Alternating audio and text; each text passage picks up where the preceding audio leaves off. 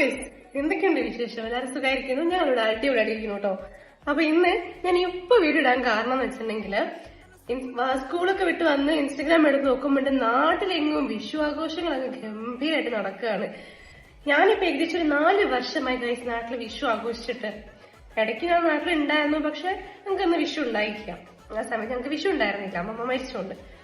അതുകൊണ്ട് പിന്നെ വിഷു ആഘോഷിച്ചിട്ടേ ഇല്ല നാട്ടിലെ. ഇവിടെ ആണെങ്കിൽ നമുക്ക് എന്നും വർക്കിംഗ് ഡേ ആണ് വിഷുവിന്. അപ്പൊ സ്കൂളിൽ പോവാ, തിരിച്ചു വരാം, അത്ര സംഭവങ്ങളേ ഉള്ളൂ കേട്ടോ. പ്രത്യേകിച്ച് ഒന്നുമില്ല. സദ്യ ഒന്നും ഞാൻ പിന്നെ ഉണ്ടാക്കാറേ ഇല്ല. പുറത്തുനിന്ന് ഫുഡ് കഴിക്കാണ് ഇവിടെ പതിവ്. ഇന്നിപ്പോ എനിക്കങ്ങ് വല്ലാണ്ട് നാടൊക്കെ മിസ് ചെയ്യാം.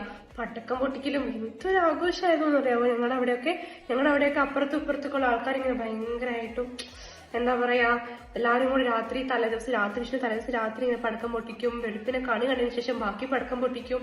ഞങ്ങളെന്ന് വെച്ചിട്ടുണ്ടെങ്കിൽ എന്റെ വല്യച്ഛന്റെ വീട്ടിലായിരിക്കും ഞങ്ങൾ ഫുഡ് കഴിക്കാൻ പോകുന്നത്. രാവിലെ അങ്ങോട്ട് പോകും. ചേച്ചിമാരും എല്ലാവരും കൂടി ആയിട്ട് അടിപൊളിയായിരുന്നു.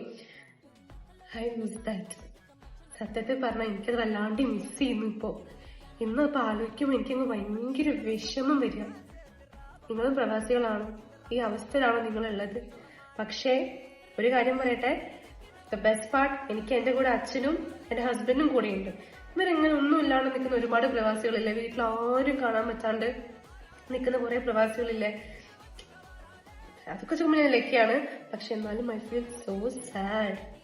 എന്ത് ചെയ്യണം? പക്ഷെ നമ്മളെ കൊണ്ട് വരുന്നത് നമ്മൾ ചെയ്യണല്ലോ. അതുകൊണ്ട് ഞാൻ സമയം കഴിയാണ്ട് വേഗം നമ്മളെ കണക്കുള്ള സാധനങ്ങൾ മേടിച്ചു തരാം കേട്ടോ. അപ്പൊ ഓക്കെ, ബൈ. പ്രവാസികൾ കമന്റ് ചെയ്യേ.